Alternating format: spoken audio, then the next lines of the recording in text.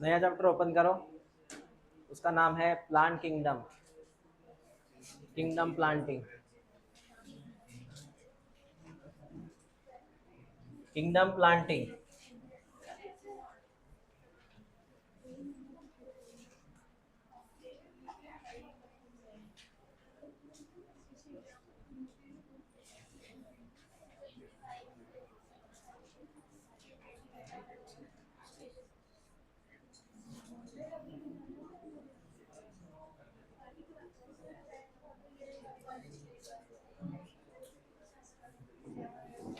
सुनिएगा, बातें बाद में करना, पहले सुनो इधर देखो। किंगडम प्लांटिंग, इस चैप्टर में reproduction in plant, cell division,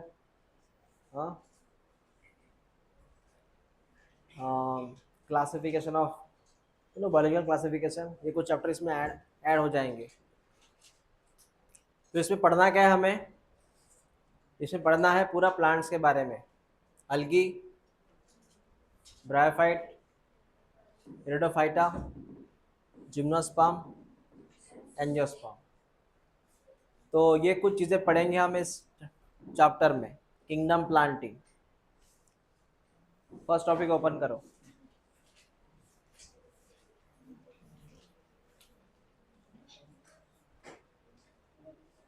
तो उन्होंने ये बोला है,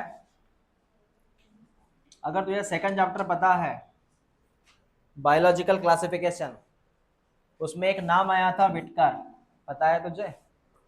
कौन सा? इन्होंने 1969 में हमें बताया था कितने किंगडम के बारे में? बताओ, विच आर 5 किंगडम्स? ये 5 किंगडम है, पता है? किसने बताया ये? विटकर ने बताया। कब बताया? हाँ, इन्होंने बताया था कि अबाउट 5 किंगडम के बारे में। नेक्स्ट सुनो बेटा, इस चैप्टर में हम कौन सा किंगडम फोकस करेंगे? इन चैप्टर में we have to focus which kingdom? Plant kingdom, plant kingdom. Okay,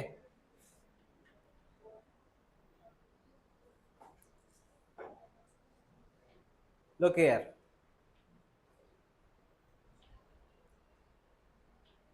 जो सेकंड चैप्टर था, उसमें हमने एक गलती की थी। हमने मतलब एनसीईआरटी ने बोला था ऐसे, इन सेकंड चैप्टर एनसीईआरटी ने बोला था जो प्लांट होते हैं इसमें मोनेरा आता है, प्रोटिस्टा आता है, इसमें फंजाई आता है, और प्लांट्स तो आते ही है खुद। मतलब किंगडम प्लांटी में 3 बातें आती हैं। किंगडम प्लांटी में 3 बातें, प्लांट तो आता ही है उसको छोड़ के। मोनेरा, क्यों सर? मैं सेकंड चैप्टर की बात कर रहा हूँ। गलती किया था उन्होंने, उन्होंने बोला था इन सब में एक चीज़ कॉमन है, सेल वॉल। क्या कॉमन है? इन सब में एक चीज़ कॉमन है, कौन सी? तो ऐसा होता था उस वक्त, जिसको सेल वॉल है वो प्लांट में जाएगा, जिसको सेल वॉल नहीं है वो एनिमल में जाएगा। तो चैप्टर नंबर 2 उसमें था 2 किंगडम सिस्टम। क्या था? 5 आने वाला था, 5 नहीं था उस वक्त। उसमें पहले 2 था, बाद में 3 था, बाद में 5 बन गया। 2 किंगडम सिस्टम में क्या था? जिसको सेल वॉल है वो ये यहाँ पे आएंगे, जिनको सेल वॉल नहीं है वो एनिमल में जाएंगे। तो हमने कहाँ कहाँ ऐड, मतलब प्लांट में क्या क्या ऐड किया था हमने? गलती कौन सी किया था हमने? हमने प्लांट में क्या ऐड किया था? समझ में आया? ये था 2 किंगडम सिस्टम। उसमें 5 नहीं था, सिर्फ 2 था। वही बोला मैं, fungus, monera, protista having a cell wall have now been exclude. हाँ, तो सेकंड चैप्टर में हमने इनको ऐड किया था। अब चैप्टर कौन सा पढ़ रहे हैं अपन? चैप्टर कौन सा है ये? थर्ड। इसमें हम ये गलती नहीं करेंगे। हम जब animal kingdom sorry plant kingdom पढ़ेंगे तो सबसे पहले आप इनको बाहर निकालिए, जो आपने ऐड किया था सेकंड चैप्टर में। We have to release it, we have to exclude. Exclude का मतलब है इनको बाहर निकालना। हमने प्लांट में से किसको बाहर निकाला? इनको उनकी दुनिया दे दी। हमने किन तीनों को बाहर निकाला, प्लांट में से दूर रखा? मोनेरा, प्रोटिस्टा, फंजाई, तीनों को हमने क्या निकाला? बाहर। और किंगडम प्लांटी को अलग से रखा। किंगडम प्लांटी में सिर्फ प्लांट आएगा और कोई नहीं आएगा। इसलिए मैंने ये रेड कलर का ऑप्शन आपको दिया है, ये लाइंस, इसका मीनिंग वही है, किंगडम प्लांटी में सिर्फ प्लांट आएगा, ये तीनों नहीं आएंगे। अब कंटिन्यू करते हैं किंगडम प्लांट के क्लासिफिकेशन को। किंगडम प्लांट के क्लासिफिकेशन कंटिन्यू करते हैं। उसके पहले और एक लाइन है, तूने ये नाम सुना है सर, कौन सा? कौन सा नाम है ये? नाम से ऐसा लग रहा है कि अलगी है, लेकिन ये अलगी नहीं है। साइनोबैक्टीरिया मतलब ब्लू ग्रीन अलगी, लेकिन ये अलगी है क्या? कौन है ये? बैक्टीरिया है। कौन है ये? साइनोबैक्टीरिया का सेकंड नाम बताओ। Blue green algae. Is it algae? No. अगर ये अलगी नहीं है, ये बैक्टीरिया है, तो क्या किंगडम प्लांटी में आएगा वो? किंगडम प्लांटी में आएगा वो? नहीं आएगा। समझ में आया आपको? तो cyanobacteria is not a algae, it's a bacteria. उसका किंगडम अलग है, उसका किंगडम मोनेरा है। नाउ किंगडम प्लांटी पढ़ते वक्त हमें किन बातों का ख्याल रखना है, हमें कौन कौन पढ़ना है? किंगडम प्लांटी में हमें सबसे पहले कौन पढ़ना है? देन देन देन देन बताओ, किंगडम प्लांटी में क्या क्या पढ़ेंगे हम?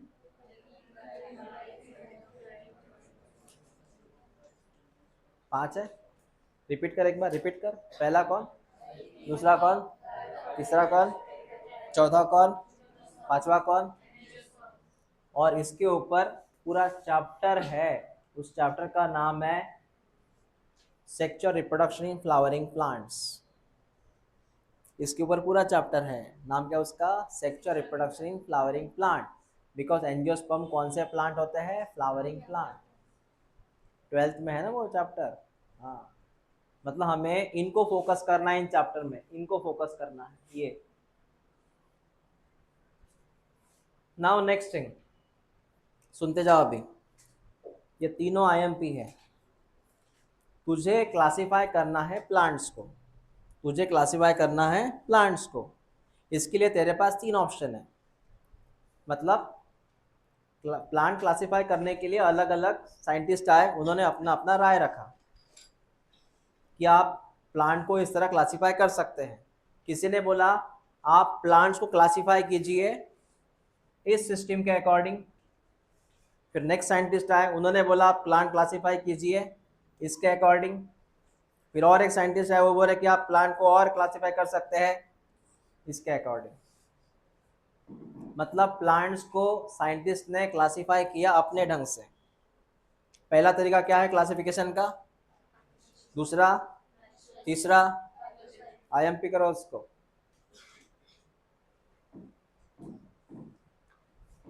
नहीं है तो लिख लो वहां पे। तीन रास्ते हैं क्लासिफिकेशन के।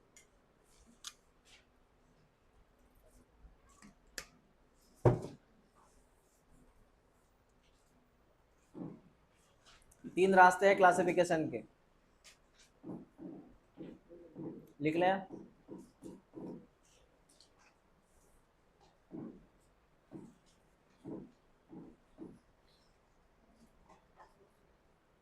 आपने पेपर दिया था कल का, थ्योरी वाला कल हुआ था ना? कौन कौन आए थे थ्योरी देने?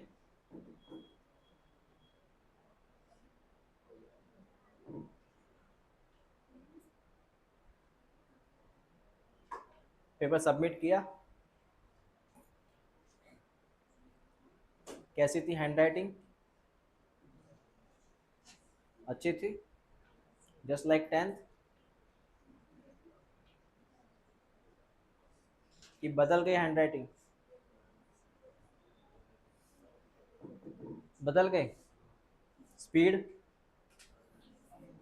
चेंज हुआ, ज़्यादा हुआ, कम हुआ, कम हुआ। मैंने आपको 15 मैंने आपको वो पेपर दिया था 15 मार्क्स का 1 आवर के लिए, 1 आवर के लिए 15 मार्क्स दिए। एक्चुअली 1 आवर में होता है 25 मार्क्स। पूरा 1 आवर सॉल्व किया आपने, जल्दी हो गया। मैं ये बोल रहा हूँ, वैसे बायो का पेपर होता है 70 मार्क्स का। कितने मार्क्स का रहता है? हाँ, बाकी 30 मार्क्स का क्या रहता है? कॉलेज से रहता है प्रैक्टिकल्स। देखो इधर हो गई वो बात। फिलहाल तुम फोकस करो हैंड राइटिंग पे और अपने स्पीड पे। तुम्हारा सब्जेक्ट पेपर देने का एक ही मकसद है। देखो, फिजिक्स अलग चीज़ है, केमिस्ट्री अलग चीज़ है, बायोलॉजी अलग चीज़ है राइटिंग के मामले में, क्योंकि बहुत लिखना पड़ता है, लिखना बहुत पड़ता है। तुम पेपर फिलहाल दो सिर्फ स्पीड के लिए और हैंड राइटिंग के लिए और पेपर प्रेजेंटेशन के लिए। कल के पेपर में डायग्राम आई थी ना? नहीं आया था डायग्राम कुछ भी? वो मेल गमेटोफाइट का डायग्राम ड्रॉ नहीं किया तुमने? फिर डायग्राम 2 मार्क्स की होती है या 3 मार्क्स की भी हो सकती है। ये पता है डायग्राम में हर लेबलिंग के लिए आधा मार्क्स रहता है, हर लेबलिंग के लिए आधा मार्क्स रहता है। ओके, बताऊंगा फॉर्मेट, पहले अपने हैंड राइटिंग पे और स्पीड पे फोकस करो। चलो देखो इधर, पहला है आर्टिफिशियल सिस्टम। पहला है कौन सा है सर? आर्टिफिशियल। चल बेटा टॉपिक ओपन करिए, मैं जितना बताऊं ना उतना याद रखना। अभी पहला है आर्टिफिशियल, पहला है आर्टिफिशियल। सर ये जो क्लासिफिकेशन है आर्टिफिशियल, इसका एक ही पर्पज है, वो कौन से आधार पे प्लांट क्लासिफाई करेगा? वो करेगा ग्रॉस सुपरफिशियल मॉर्फोलॉजिकल कैरेक्टर। मतलब किसी पौधे के वो ऑब्जर्व करेगा कि इसमें क्या मॉर्फोलॉजी है, उसके आधार पे क्लासिफिकेशन होगा। तो आर्टिफिशियल का एक ही पर्पज है, वो कौन से बेस पे क्लासिफिकेशन कर रहा है? कौन सा बेटा? Morphological character. जैसे एग्जांपल, वो कहाँ है, कलर क्या है, नंबर क्या है, उसका आकार क्या है, उसके हिसाब से। तो ये जो फर्स्ट प्रकार है आर्टिफिशियल का, इसका जो बेस है वो कौन सा है? इसका बेस है superficial morphological character, means external character. समझ में आया? वो लाइन को टिक करो, बाकी भूल जाओ, वो आईएमपी है। ठीक है, नेक्स्ट।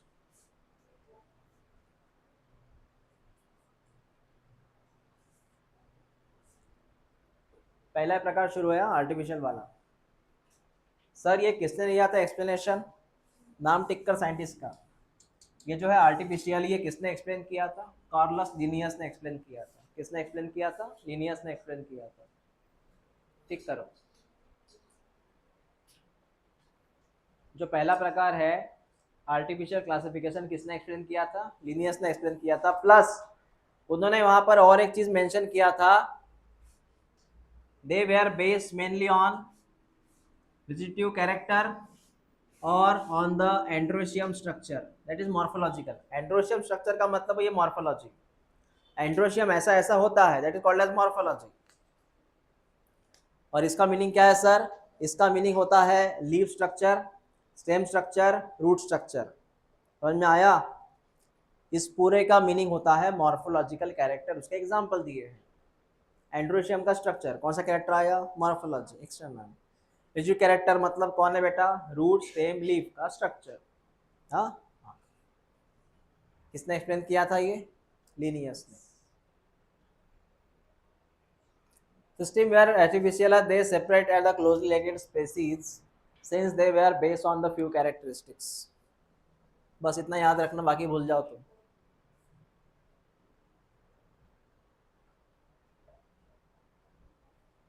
हाँ, उसमें और एक लाइन आईएमपी है, उसी आर्टिफिशियल में एक और एक लाइन आईएमपी है। तो सर कौन सी लाइन आईएमपी है? उन्होंने क्या किया, इक्वल वेटेज दिया, मतलब बराबर रखा इस रिप्रोडक्शन और सेक्सुअल रिप्रोडक्शन को। पता है इसको तू एसेक्सुअल बोलेगा दूसरी भाषा में। कौन सा रिप्रोडक्शन है ये? वेजिटेटिव मतलब कौन सा रिप्रोडक्शन है ये? एसेक्सुअल प्रकार। मतलब उन्होंने क्या किया, एसेक्सुअल रिप्रोडक्शन और सेक्सुअल को इक्वल वेटेज दिया, इक्वल वेटेज। ये एग्जाम में एज इट इज क्वेश्चन आता है। वो कौन से साइंटिस्ट है जिन्होंने सेक्सुअल और एसेक्सुअल को इक्वल वेटेज दिया? लिनियस। या कौन सा सिस्टम है, क्लासिफिकेशन कौन सा है जहां पे दोनों को इक्वल वेटेज दिया जाता है? Artificial classification. कौन सा? याद रखना। This is not acceptable since we know that often the visual characters are more easily affected by the environment. मतलब इन्होंने दोनों को इक्वल वेटेज दिया था, कार्लस लिनियस ने इन दोनों को इक्वल वेटेज दिया था। और ये वेटेज तब तक रहा जब तक हमें ये नहीं पता कि ए सेक्सुअल क्या होता है, सेक्सुअल क्या होता है, तब तक ये इक्वल ही रहा था। बताओ कौन से कैरेक्टर को एनवायरनमेंट का जल्दी असर होता है, ए सेक्सुअल को कि सेक्सुअल को? एनवायरनमेंट फैक्टर किसको ज़्यादा असर कर सकता है? कर सकता है। मतलब इक्वल वेटेज नहीं होना चाहिए, लेकिन उन्होंने दे दिया। इनको नहीं पता था उनके बारे में ज़्यादा, तो उन्होंने इक्वल वेटेज दे दिया। ये गलती है उनकी। चलो नेक्स्ट। तो पहला सिस्टम हो गया अपना कौन सा? Artificial system. This system totally based on morphological character. This system based on, जो भी हम एक्सटर्नल कैरेक्टर देखेंगे उसके आधार पे हम प्लांट को क्लासीफाई करेंगे। Explain by which scientist? Linnaeus. उनका एक गलती क्या था जो उन्होंने बोला था? दे गिव्स इक्वल वेटेज टू, हाँ ठीक है, याद रखना बेटा इसको। चलो नेक्स्ट। दूसरा है sir natural system. Natural sir, natural classification है सर सेकंड वाला। ये कौन से आधार पे बोल रहे हैं सर? हाँ इनका आधार देखो, ये कौन से आधार पे बोल रहे हैं? ये बोल रहे हैं not only external feature but also internal features. मतलब ये मॉर्फोलॉजी प्लस एनाटॉमी दोनों को पढ़ रहे हैं क्लासिफिकेशन के वक्त। इनका जो बेस है वो कौन है? Morphology as well as anatomy है। हाँ ये पढ़ लो एक बार।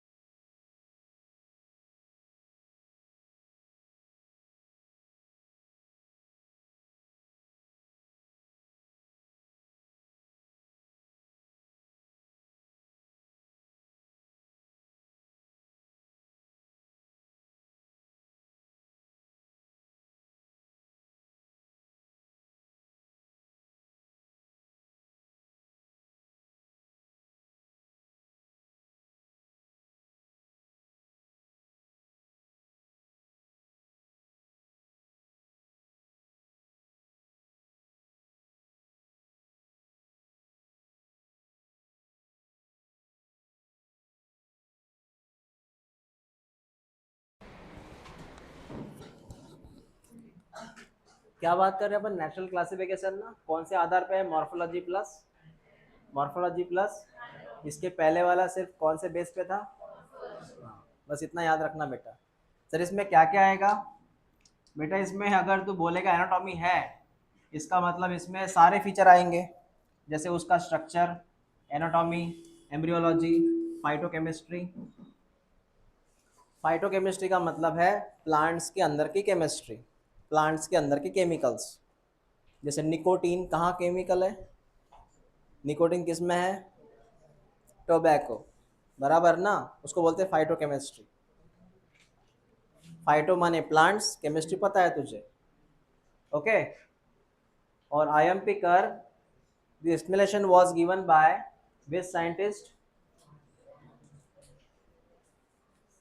टिक कर, आईएमपी कर,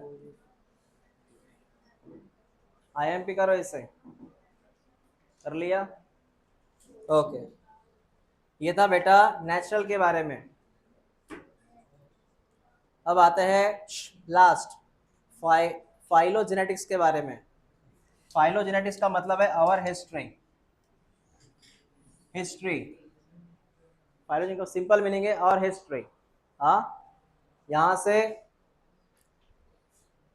क्योंकि हमको पता है कि हम सभी जो है वो एक ही पेड़ की अलग अलग ब्रांचेस है, मैमल्स, रेप्टाइल, एम्फीबिया, फिश, इन्वर्टेब्रेट्स, हम है ना एक ही प्रजाति से आए हुए हैं। वी हैव कॉमन एंसेस्ट्री, इसलिए फाइलोजेनेटिक्स की हम बात कर रहे हैं यहाँ पे। So at present, phylogenetic classification is based on evolutionary relationship between the various organism are acceptable। और दुनिया ने इस थ्योरी को एक्सेप्ट किया है, दुनिया ने इस थ्योरी को एक्सेप्ट किया है। हाँ, इसमें सिंपल सी बात है, और कॉमन एंसेस्टर, इसके आधार पे हम लगा सकते हैं अंदाजा। जैसे मैंने बोला कोई डॉग है, तो डॉग मैमल्स में आता है कि और कोई कैटेगरी में आता है? मैमल्स। इसका मतलब हम और डॉग में कोई ना कोई तो रिलेशन होगा। हाँ, that is called as common ancestor. तो दो एनिमल अगर एक टेक्सा में आ रहे हैं, ये वर्ड सुना है तूने, टेक्सॉन? अगर दो एनिमल एक ही टेक्सा में आ रहे हैं, that is called as phylogenetics. Sorry, हाँ, फाइलोजेनेटिक्स। ओके। कितने हो गए क्लासिफिकेशन, मतलब कितने बेस, कितने प्रकार देखे हमने प्लांट क्लासिफाई करने के? 3। कौन कौन से? अगर मैं सिर्फ मॉर्फोलॉजी के आधार पे क्लासिफाई करूँ तो? मैं मॉर्फोलॉजी प्लस एनाटॉमी के आधार पे करूँ तो? मैं अपने हिस्ट्री के आधार पे करूँ तो? हाँ सर, समझा। मैं जितना बोलूँ आप टिक करते रहना, ठीक है? अलग अलग आती है टेक्सोनॉमी। ये भी कुछ थियरीज है जिसके आधार पे हमें क्लासिफिकेशन करना है। उसका पहला नाम है न्यूमेरिकल टेक्सोनॉमी। टिक कर बेटा, न्यूमेरिकल टेक्सोनॉमी।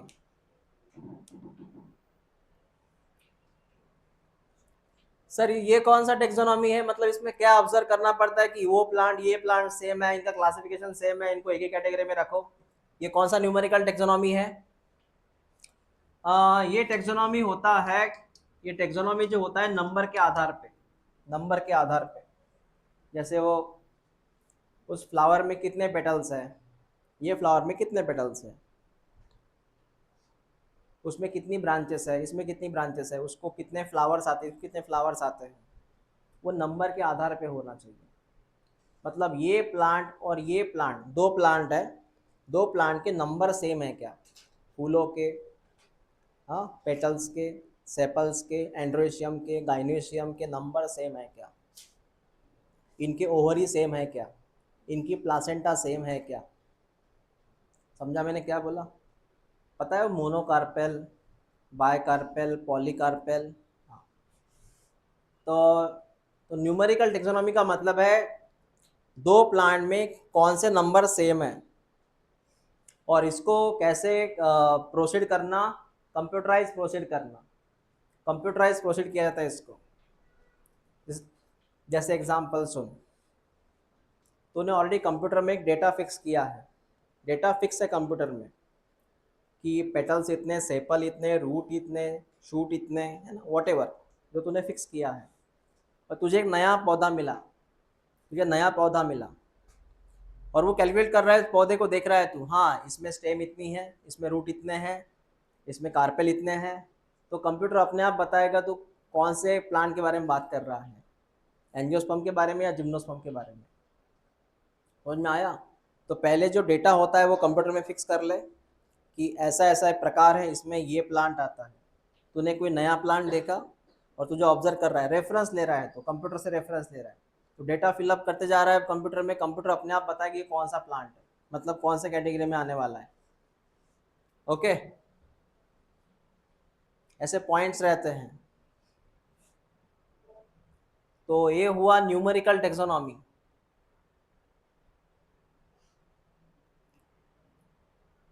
उसके बाद में आता है बेटा और दो टेक्सोनॉमी, एक का नाम होता है साइटो, दूसरे का नाम होता है केमियो या केमो।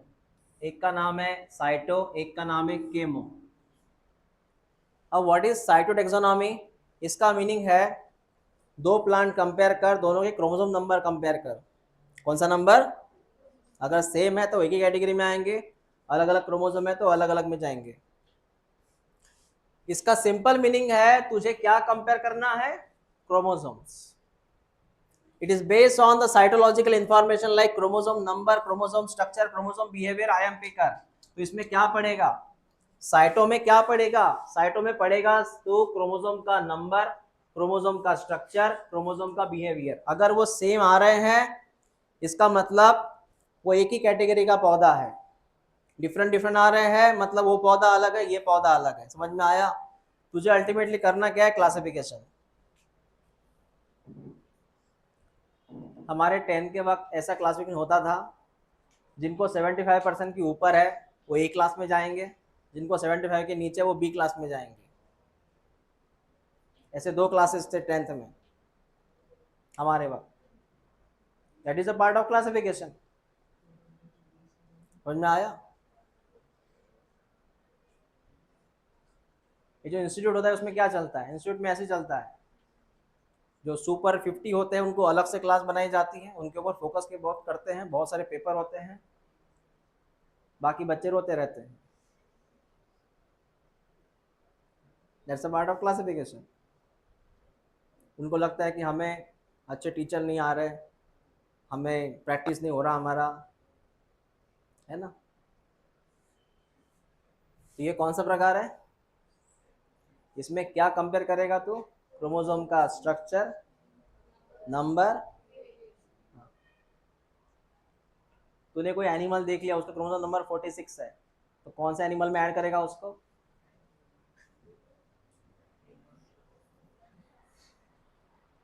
अरे भाई तूने एक एनिमल देखा, उसका नंबर क्रोमोसोम 46 है, तो कौन से एनिमल में ऐड करेगा? ह्यूमन में ऐड करेगा। कहाँ ऐड करेगा? और किसी एनिमल का है क्या क्रोमोसोम नंबर 46? नहीं ना? हाँ। देन है केमोटेक्सोनॉमी। इसका सिंपल मीनिंग है केमिकल्स देखना, केमिकल्स। तो स्पेशली मैं केमिकल की बात करूंगा।